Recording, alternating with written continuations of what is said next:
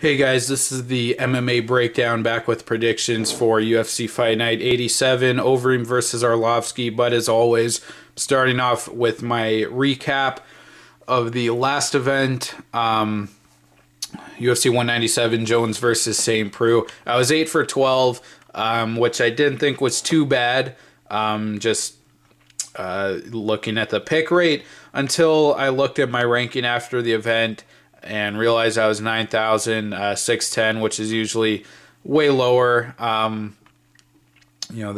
a far lower ranking for the event than I usually get. So was pretty disappointed about that, and that dropped me back down to 4,117, and I was close to 3,000 before the event. So, I'm going up and down. I'm really trying to consistently move towards the top. I finished in the top 500 the last 2 years. That's obviously my goal again for this year. And I still believe it's going to happen, but I know it's been frustrating. I hope you guys haven't lost all faith in me yet. Okay, so I'll just scroll through my picks here. Pettis, who saw that coming? I didn't believe he was just completely done like that. If I would have suspected that, of course, I would have taken Barbosa. I don't know what I was thinking with the Rodriguez-Fili fight, and I think a lot of Rodriguez. I did before this fight. I thought Fili was going to be able to take advantage of some things in Rodriguez's game, and he did a bit. You saw him land a few counters, kind of very briefly, hit some takedowns, but he was, in the end, he was no match for Rodriguez. All right, and then rest of my picks there. All right, guys, on to the predictions for Fight Night 87, Overeem versus Arlovski. Hey guys, this is the MMA breakdown back with predictions for UFC Fight Night 87, Overeem versus Arlovski. Not too excited for this card, to be honest. Main event is interesting. The feature fight, Albert Tumenov versus Gunnar Nelson. That's a very meaningful fight. Really interesting matchup. But the rest of the card, it's kind of your typical filler. One plus for this card, I'd say, is that there are not many debuting fighters, which is usually the case with these overseas fight night cards. You only have one debuting fighter on this card, so that's good. But still, most of the matchups are just not very meaningful, or not a lot of fighters on this card. Not a lot of big prospects. Not guys that you really care about. And I really wish that this card was on Fight Pass. I don't know why it's not. It's going to be on a Sunday morning on Mother's Day. I thought the Croatia card, Dos Santos versus Rothwell, that would have been another perfect one to put on Fight Pass. So that kind of lowers the card even more in my mind. But anyways, let's get started. So the first fight on the UFC Fight Pass prelim card at flyweight, Yuta Sasaki versus Willie Gates. I was looking forward to the original matchup here, Willie Gates versus Paddy Holohan. But Sasaki versus Gates, you got to go with Gates. Looked really good in his last win over Daryl Montague. Knocked him out in the first round. Showed big power. Really good athleticism, and Sasaki, while I thought his debut win over Roland Delorme was really good, got him to the ground quickly and subbed him. His last two fights, I think he's really proven that he's just not a UFC caliber fighter. Leandro Issa dominated him on the mat before submitting him, and then Taylor Lapilus just ran over this guy on the feet. So I think Willie Gates is going to have a huge athletic and physical advantage, and on the feet I expect him to really make use of that power and hurt Sasaki, put him out. I don't think Sasaki can get him to the ground where we've seen Gates struggle Moraga took him down and submitted him, and Ortiz dominated him with the wrestling and pounded him out, but I don't think Sasaki has a very good chance at all of doing that. So I like Gates big here for a TKO win. All right, next up at welterweight, Leon Edwards versus Dominic Waters. Another, I think, pretty straightforward fight to call. Edwards should be the favorite here.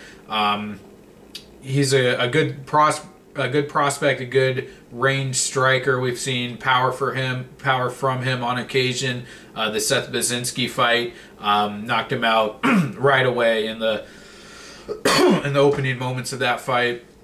Against Pavel Pavlik, didn't get much going, but dropped him in the third round with a head kick. Thought he even looked good in his debut against Claudio Silva, but couldn't stop the takedowns and lost the decision there. And then Kamaru Usman really was able to effectively take him down and out-wrestle him. And Dominic Waters, he's an also-ran from, I think it was Tough 16, lost to Mike Ricci on the house, and somehow found his way back to the UFC, but just looked terrible against George Sullivan. Really got beat up and down the cage in that fight.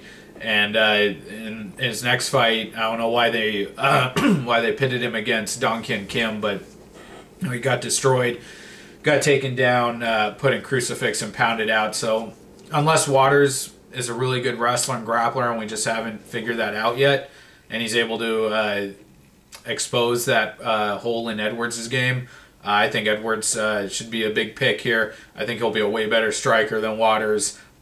Just a better prospect in general, so I got Edwards here. I'll say for a decision win.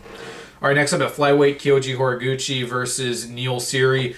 This should be a fun fight. It's a fun matchup. Neil Seery's a fan favorite, but I think he's just outmatched here and pretty badly. Kyoji Horiguchi is 25, Neil Seery's 36. Big age difference, big athletic difference.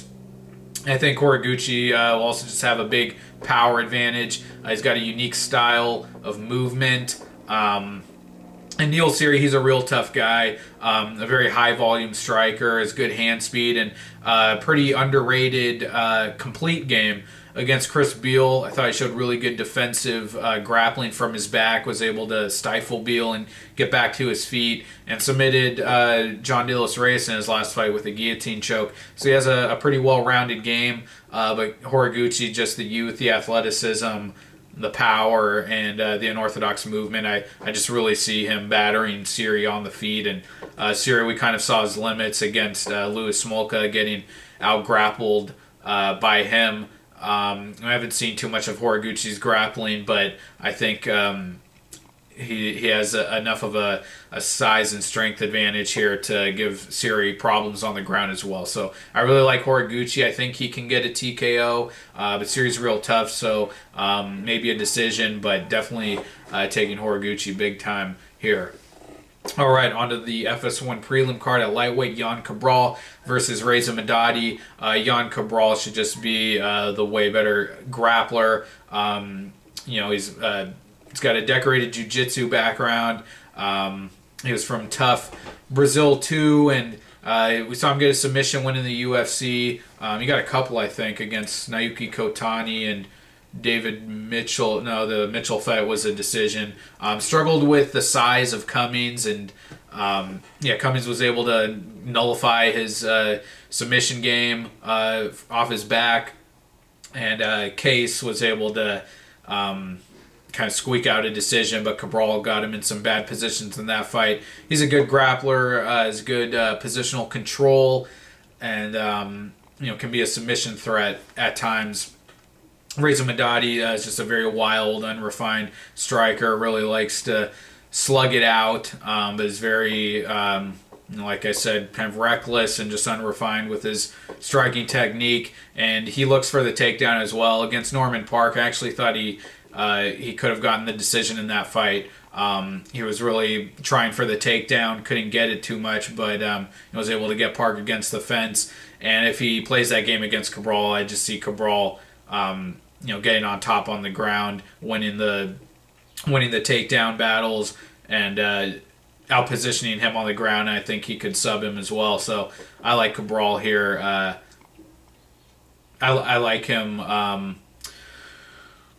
think he could get the finish and win decision. I'm not going to say Madadi has no chance. I don't really trust Cabral's striking too much if it stays there, but I do think Cabral will be able to get it to the ground if Madadi wants to, make it a stand-up brawl. All right, next up, a lightweight, Nick Hein versus John Tuck. John Tuck, I think, is an improving fighter.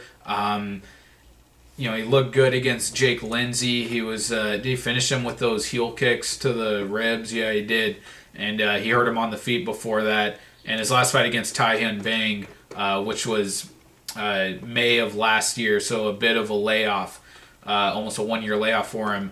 He looked good in that Bang fight. Dropped him on the feet and jumped on his back up the rear naked choke.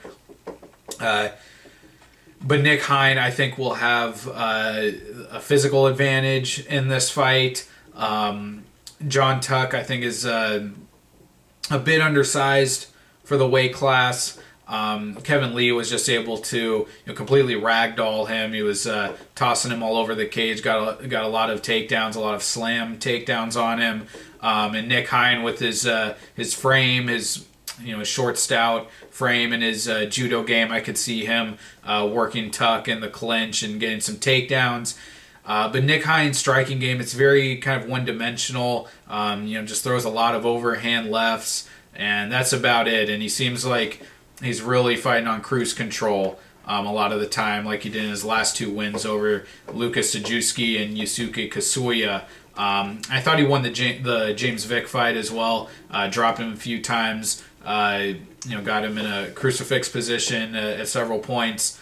But the Drew Dober fight, was back and forth. So I think John Tuck, I think he's a little more well-rounded than Nick Hein. I think he could win this fight if we see a really improved version of him. But I'm still going to go with Nick Hein. Early in Tuck's UFC career, we saw him lose a decision to Norman Park, where Park is not a great technical striker, even a very powerful one, but was just able to methodically, really pot shot him. And I think Nick Hein could do the same. So I'm gonna take Nick Hein here, but this is a closer one. I think Tuck definitely has a chance of winning this. All right, next up, a middleweight, Magnus Cedenblad versus Gareth McLellan. Not a very exciting matchup. I think this is one just to, make Cedenblad look good. I like Cedenblad. He's a big guy for the weight class, and he's got a real pressure game, both with his striking and his wrestling and grappling. He got a nice submission over Krzysztof Jotko, and I think he's going to do the same here to McLellan. McLellan was just out-wrestled horribly by Bartosz Fabinski, just lay and prayed, and then got a TKO over Bubba Bush in his last fight, but frankly, I don't think that's a very meaningful win at all. And Cedenblad in his last fight against Scott Askham was able to get a decision, really walk him down, press him against the cage. Did get dropped at one point by a front kick in that fight, but just given how bad McLellan looked against Fabinski, how badly he got out-grappled, I think Cedenblad will be able to out-wrestle him and on the ground probably get a submission, so I like Cedenblad by submission. All right, next up, a lightweight, Rustam Khabilov versus Chris Wade. I like Chris Wade. I just don't think he's ready for this fight. And that's pretty disappointing because I think he could be a decent prospect. He is a decent prospect, but Khabilov I think is just too far ahead of him right now. Chris Wade is a strong wrestler. Really dominated Mehdi Baghdad in his last fight. Was able to get him down and from there just pounded on him and got the submission. But Rustam Khabilov will have a big experience advantage. This guy was really competitive with Ben Henderson. Has a win over Jorge Masvidal. Dropped him in that fight with a spinning wheel kick. So he's got some unorthodox moves he can pull out of his bag.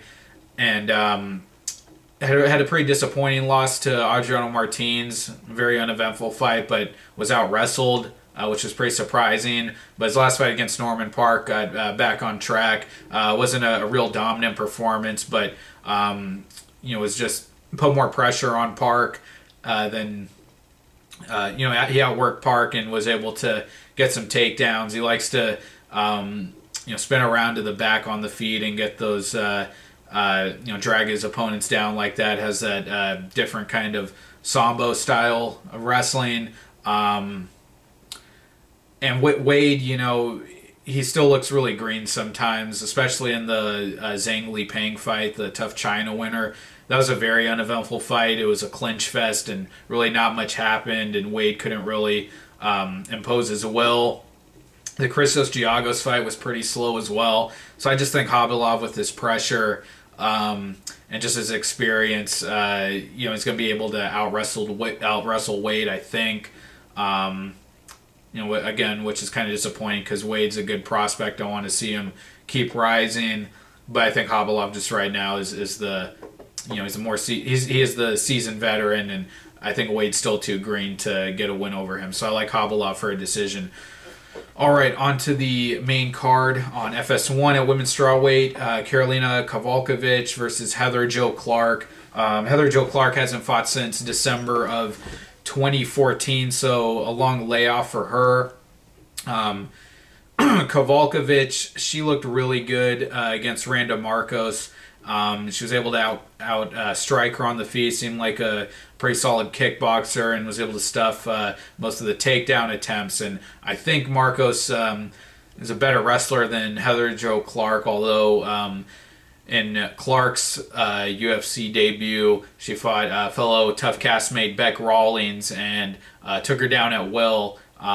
Seemed pretty one-dimensional though, didn't really hurt her or threaten a submission, but was able to get that takedown over and over again and hold her down. But if Kowalkiewicz could fend off the takedowns from Marcos, I don't see why she can't do the same to Clark, and I think she'll probably have an even bigger advantage on the feet against Clark than she did against Marcos. So she seems like a really good athlete and a solid striker. So I like Kowalkiewicz here over Clark pretty sizably. All right. Next up at light heavyweight, Nikita Krylov versus Francimar Barroso. Barroso, I can't get his debut fight out of my head against Ednaldo Oliveira. It was just one of the worst fights in UFC history. It was terrible. Go find it on Fight Pass if you can. Fight Pass is terrible for trying to find old fights. I was trying to watch Kowalkiewicz's fight, and that last Fox card she was on, none of the fights from that event were on Fight Pass, so kind of disappointed with the Fight Pass Fight Library service. But whatever. Francimar Barroso, he's gotten a little better since then. He seems like a pretty technical but very low volume striker from distance. Picked up wins over Ryan Jimmo and Elvis Mutapcic, has decent takedowns, but I don't see him decisioning Krylov.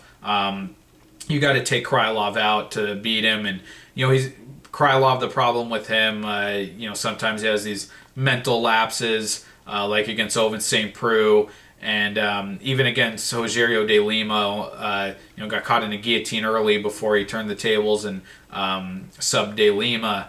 But Krylov is always going for the finish. He's very aggressive. I see him walking down Barroso and just throwing a ton of different strikes at him and trying to force the grappling and get him into submission. I think Barroso's only chance would be to outpoint him from the outside, and I don't think he can keep that up for 3 rounds against a guy as aggressive and dangerous as Krylov. So I'm going with Krylov here. I think he finds a way to create that finish. All right, next up at women's bantamweight, Germaine de Randamie versus newcomer Anna Elmos, and this is the one newcomer on the card, and you guys know what that means. I can't make a pick, but Germaine de Randamie, I'll just say I'm not completely sold on her. I think she's been kind of up and down. Her debut fight against Julie Kedzie, thought that could have gone the other way, and she got destroyed by Amanda Nunes, but her last fight she looked pretty good against Larissa Pacheco. and got the TKO pretty early in that fight, and that her striking seemed pretty dangerous there. Has that Dutch style of kickboxing. Kind of she's a tall, rangy striker, but without knowing anything about Olmos, I have no idea who's going to win this fight. I can't make an intelligent pick here, so we're going to move on. All right, now the best. For me, the most meaningful and best fight on the card at welterweight, Albert Tumenov versus Gunnar Nelson. This is a very intriguing matchup. I like Tumenov here. Gunnar Nelson, sadly, I think we just all overrated him. I remember a couple years ago, I think it was after the Zach Cummins win, and people were calling for him to fight Rory McDonald. I think that's someone asked him if he would fight McDonald at the press conference after that fight, and Dana White was kind of teasing it, and that fight never happened, but for good reason. We've just seen Gunnar Nelson. He's not competitive with the elite of that division, which doesn't mean he's a good fighter. I still think he's got really special ground skills, and even on the feet, he's got kind of a unique style of movement, like a lot of those SBG guys have from McGregor's camp. And he's still a really dangerous ground fighter. He's got an interesting style on the feet, but Damian Maia was even outstriking this guy when he wasn't dominating him on the ground. He was still winning most of the striking exchanges. Got outboxed by Rick Story thoroughly for 5 rounds, dropped him in the 5th, and even Zach Cummins in their fight. Cummins won that first round, no question about it. He was out working him and out positioning him in the clinch. Landing some good dirty boxing, and it really took Nelson a while to get going. That second round, and he started to pick apart Cummins, and once it got to the ground, from there was a wash, and the guy's great on the ground, no doubt about it. But I just think as high level of a striker as Tumenov is, that's gonna be enough for him to create separation to keep Nelson away. I mean, Nelson couldn't take down Rick Story, and Tumenov, this guy's a far more skilled striker than Rick Story. I don't see Nelson being able to close that distance and being able to get his hands on him to drag him down. If he does, I think the fight could be over almost immediately. Tumenov in his UFC debut was pretty much taken down at will by Ildemar Alcantara, a fighter who just hasn't been rising through the ranks at all. And I think if Nelson is able to get it down from there, his submissions are very good. But Tumenov, we saw against Joe Ban, against Matt Dwyer. He's a really dangerous striker, has really outstanding timing and precision, and has a varied attack as well. Caught Joe Ban with the uppercut, knocked out Dwyer with a head kick, and had a pretty solid performance against Lorenz Larkin too. Got his leg chewed up a bit, but I thought that was still a good performance. I think Nelson's striking just isn't up to par when it comes to the elite of the division, and he did drop Brandon Thatch, but Thatch has lost. He lost to Sierra Bahadurzada in a pretty bad way. I don't think, in hindsight, that win was as meaningful as it seemed then. I like Tumenov to really give him a lot of problems on the feet, creating separation with the striking, and I think honestly he'll be able to TKO Nelson. Nelson's still a good fighter, but I think he's just been rushed along way too quickly. And here again, I think Tumenov's too big of a test on the feet for Nelson. So I like Tumenov by I'll say a late 3rd round TKO. All right, and the co-main event at heavyweight, which is going to be a sad, ugly fight. Antonio Silva versus Stefan Struve. Both guys have glass chins at this point. Both guys should retire. But Bigfoot Silva did get that knockout over So Paleli 2 fights ago, and that is far more meaningful than anything Struve has done since his return from his layoff due to health complications. Stefan Struve just looked completely lifeless and listless against Jared Rochold. And this is a guy who is not a threatening striker, and you know that Struve just would have he would have tore this guy up 3-4 years ago. I think people really forget how well Struve was coming along. This guy knocked out Stipe Miocic, and the knock on Struve was always that he's a tall guy who can't use his length well. He doesn't have a jab. His striking would look pretty crisp in that Miocic fight, and eventually knocked him out. It's just really too bad what's happened to him. But the Overeem knockout loss was brutal. And the Big Nog win, he looked really timid and hesitant and really got almost nothing done in that fight. Just barely got by Big Nog, who was completely debilitated at that point and shouldn't have been fighting.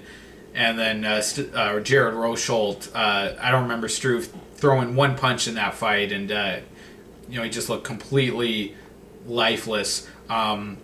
Bigfoot Silva, he's not a high volume, active, aggressive striker, but and he's got a bad chin as well. But I just think that if Struve was that timid against Big Nog and Rosholt, I think Silva's gonna land that knockout punch before Struve does anything to Silva. If Struve lets his hands go, Silva's got a bad enough chin that I think he could put him out. And on the ground, Struve was always a big submission threat, especially off his back. I just don't see Struve, returning to form at all here. And I think Silva just kind of bides his time and eventually lands the shot that puts Struve out. So I like Bigfoot by KO, but really, who knows? You got two heavyweights with glass chins, neither of which should be fighting. Either guy could win. All right, main event at heavyweight, Alistair Overeem versus Andrei Arlovski. Interesting fight. Really a coin flip fight, I think. I was initially really thinking about taking Arlovski. Overeem has developed a really well-rounded, functional, and defensively sound game. The Junior Dos Santos fight, he was very patient, very careful, and he's got a terrible chin. There's no debate about that.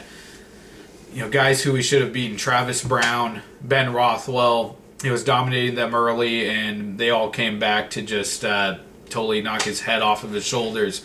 And even the Roy Nelson fight, this guy was just throwing knees the entire time, and they were landing, but I think it was really because he knows he can't let his hands go, because his chin is just that bad that if he gets caught with one shot, it's all over, and it's made him very reluctant to throw his hands.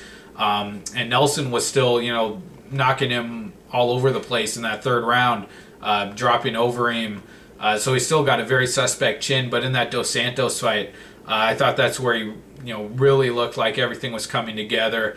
He was very patient, very careful on the feet, took his time, hit some takedowns, and landed that knockout strike. So, I was initially, I was going to say that Overeem has the skill advantage. He has a game to win rounds, to win a decision. He's got the better takedowns, and he's a more technical striker, but I just wouldn't trust his chin. And I was going to say that I think Arlovski would be able to land that punch before Overeem was able to hurt him.